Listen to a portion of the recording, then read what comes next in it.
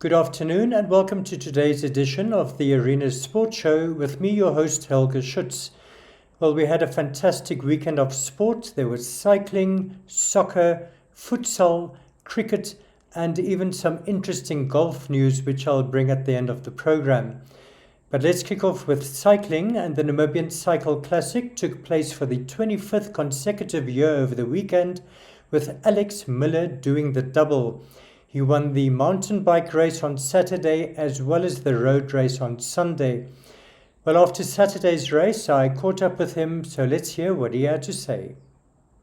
Yeah, it's, as you can see, it's a wonderful sunny day. You can feel we're slowly approaching summer, but it was a fun race. The organisers did a good job in putting the route together.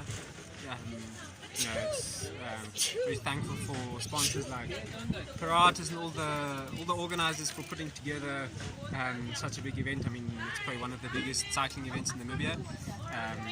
And today I think there was quite a good turnout. It's nice to see the cycling community in Namibia slowly growing. Hopefully it'll just get bigger. But like I said, it's thanks to people who support events like this. Right. And Alex, it looks like your competition, I don't know if the second rider's in yet, so you had quite an easy one there? Yeah, it's not always not easy. It always depends how hard you ride. But yeah, it's for me it's focusing a bit on the training, trying to get the form up for the next big race on my calendar with the team in South Africa. That's the Wise to Wales. So focusing on that and just making sure the body is ready for that. Right, and tell us, how did it go recently in Europe? I think you were also at the World Champs. Yes, the World Champs in August went fairly well. I did the marathon. I was 30th. I think we were about 90 riders in total. So I was really happy with the 30th position over there. And then 1 week later I did the cross country. First year elite, I think I finished around about 60, 65. As I said, first year elite, so in the cross country it's been not a tough year, but it's been definitely a big learning curve for me, trying to get used to the pace, but overall I'm happy. And for next year, what are your main aims?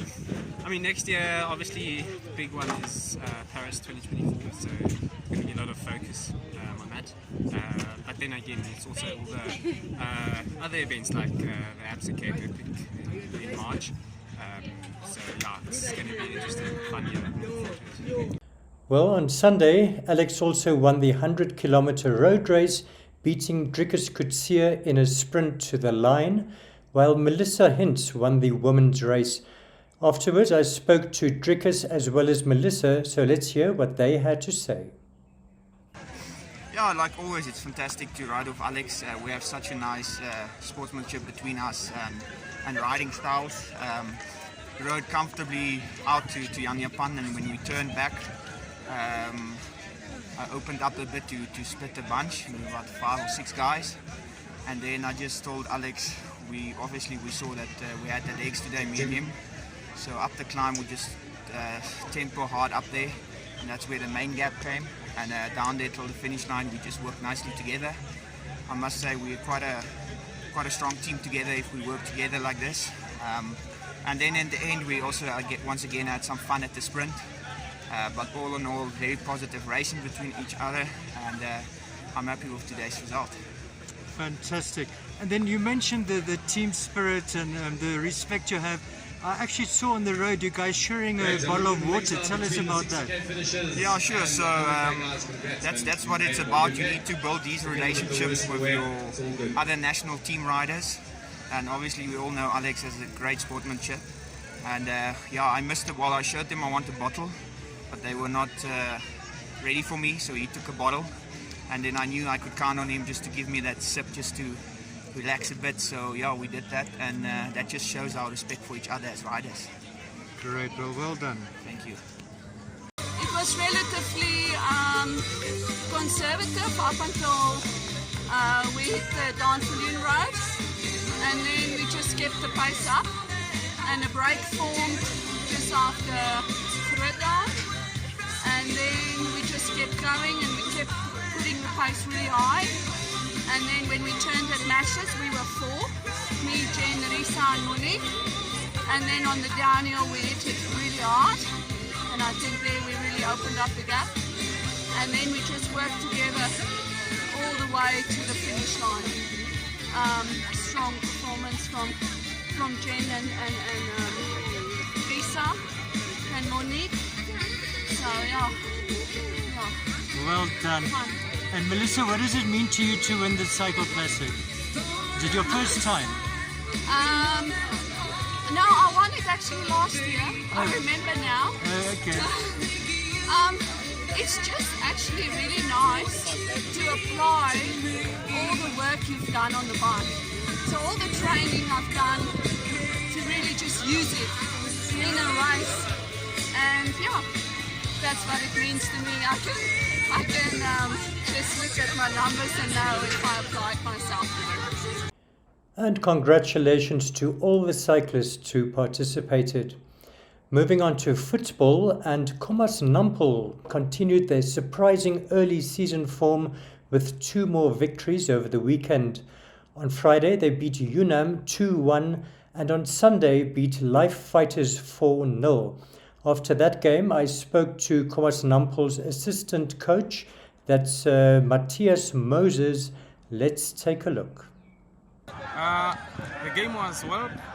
We prepared for this game, and we know, as we always say, my head coach is always telling the media that we are here for survival. The most important thing is to survive. The moment we survive, then we can plan for the next step. But for now, we are still down. We are still fighting for survival, and that's it. But it's very interesting, Matthias, because I know your coach is always saying that you just want to survive the relegation, but you guys are on top of the log. You've won your first 5 matches. So how do you feel about that? It's a great feeling. It's a great feeling we are new, and then winning. It's something that is motivating the boys, is motivating the whole team. As you can hear from the background, the supporters are also here. So it's a great feeling to be on top of the log. Right, but how far do you think you can take it? Do you think you might be caught later on? We don't know. But for us, we take one game per time. We win the one like this game, then next time we plan for what is next. Okay, Matthias, and we also know that you, of course, are the younger brother of Hitman Moses. How's it going with him? No. Yeah, I think sport is just in the blood. But my brothers, them, they took the boxing side. For me, I'm on the football side. So it's a great feeling, to be part of a family that is in sport. Well, great early season form by Komas Nampel, and let's see how far they can go. Another team that also did very well over the weekend is FC Ongos. On Saturday, they beat Julino 2-1, and on Sunday beat Okakarara Young Warriors 3-2. Well, after Saturday's game, I spoke to their goalkeeper coach, Ephraim Chionge. Let's take a look. First and foremost, I would say thanks to the Almighty. Secondly, I would say thanks to our head coach who really gave us such a big job and trusted in us. Credit goes to the boys for grinding a result. Playing against Julino is not always easy. Home or away, it will never be easy. They come up with a game plan that disrupts your plan. It's where their strong point is. And we managed to stay a little bit stubborn, I must say, in our approach, because we kept going with the same formation for the duration, even if things were going into patches, or we were playing into patches, but we stick to our formation and we kept on going until we managed to score the 2 goals. The 1 goal they scored, we gave them, and this is a song that I've been singing since we started the league. We are giving away goals. Now, if the giving of away goals is happening with the experienced players or the so-called older players, then one starts thinking, does these guys really learn throughout their career, or don't they learn? These kind of things can cost you games, it can cost you money, it can cost you also a lot of things. So we'll try and talk about it and see if we can maybe minimize the mistakes and them out of our game. Right, Ephraim, but you've done very well. If we look last week, you also beat African Stars, and your head coach, Paulo Shipanga, is not even here. So how do you feel about that? I hope that you will see the interview. Coach Paulo, we need you. As much as you are doing duty for the country on the other side, we really need you. We really miss him, I must say. He's one of the best coaches, I must say, best young coaches in the country. I think if he comes back, I think we'll even get better. But I'm very grateful. It's not my first time standing in as a head coach. I did it at Citizens, I think 2 years back or 3 years back. So it's not anything new. Also with the guidance of the technical team, Coach Bongo, Coach Philip, Coach Roy, and also the mind behind the scenes, Ricardo Manetti. I must say we have a very good technical team that doesn't sleep, that stay awake up late and try and fix or try and come up with formations and strategies on how to win a game. But I'm very grateful and thankful for these guys to put the trust in me. Very interesting comments by Ephraim Chionge. Even though they're doing so well, he wants head coach Paulo Shipanga to come back as soon as possible. Well, as I said, Ongo's doing very well. They're actually second on the log at the moment. So let's take a look at the latest log position and all the weekend's results.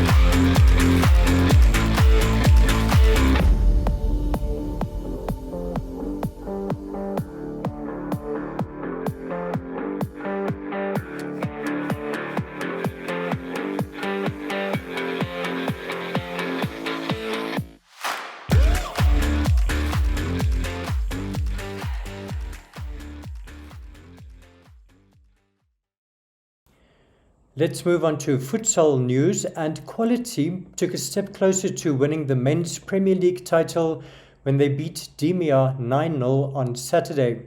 After that game, I spoke to Quality's goalkeeper, Alpha Sanko. Let's take a look. Not much trouble. They are not so high up in the log, so we didn't expect that much from them. But we still had to play hard. We still had to fix our goal difference. So we took our chances and we ended up 9-0 victors. Great, and I saw you even scored a goal. Tell us about that.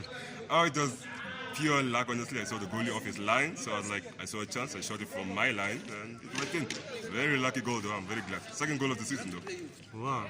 Okay, Alpha, how does the log position look now? We are still undefeated in 9 games, I think. And just with a few more games left, then we have it. I think we need one more. I'm not quite sure, but we are still undefeated.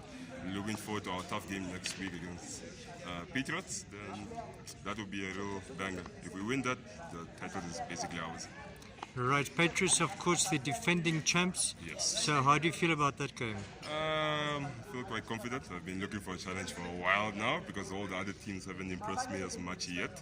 So Patriots will be a very interesting game. I expect a lot of shots, give a chance to show off my skills a little bit, and we'll most definitely dominate the game, but we will not take them lightly. They are a good team. Well, that victory put Quality 5 points clear at the top of the log. So let's take a look at all the weekend's results and the latest log standing.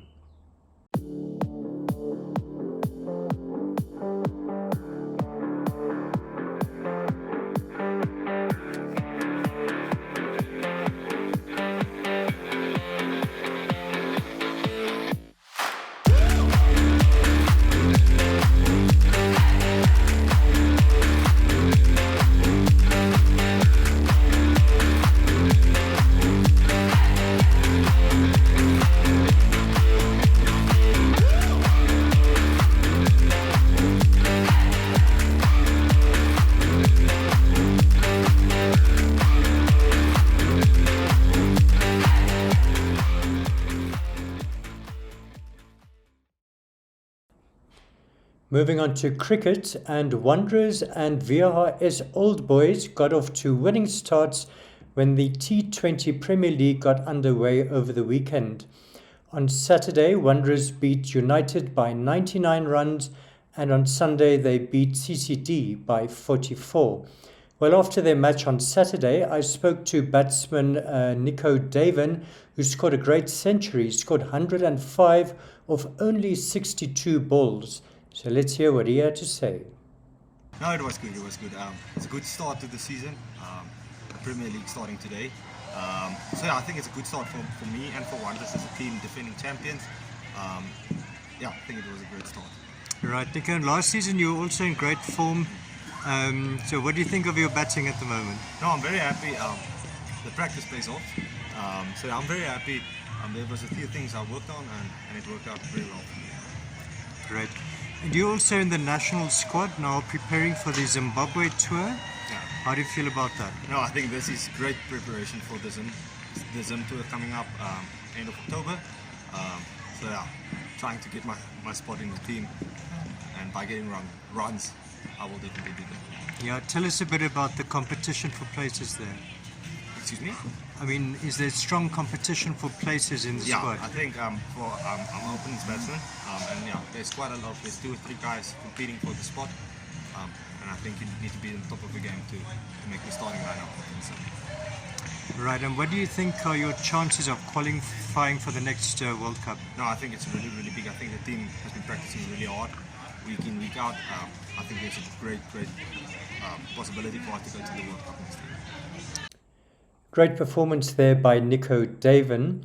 Well, as I mentioned, VHS Old Boys also won their opening 2 matches. They beat Trustco United by 8 wickets and CCD by 58 runs. Well, finally, let's take a look at some interesting golf news.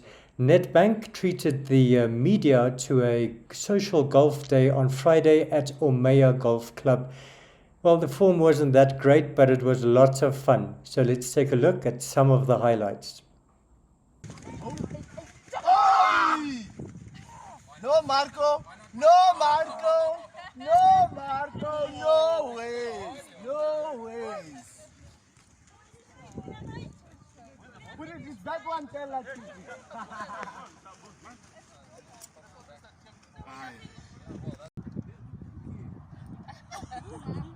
Swing. There we go, yeah. Okay, something is happening. There we go. It doesn't look like I must do it, but then it doesn't. There goes your mama. Wait, can I just take a picture? Yes, I do.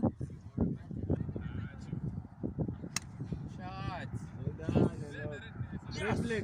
What's up? Yes! That's my best shot! And it's on camera! Ooh, black flag! Black flag! There we go! It's there by the black flag! I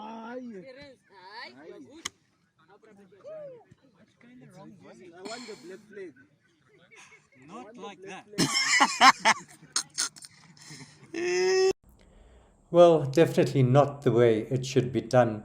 But as I said, lots of fun. I should maybe also mention that my colleague Marco Indlovu did get a hole-in-one on the putting green, but unfortunately I didn't record that. Well, that brings us to the end of today's show. I hope you enjoyed it. As usual, let's take a look at some of the weekend's action photos. From me, it's goodbye.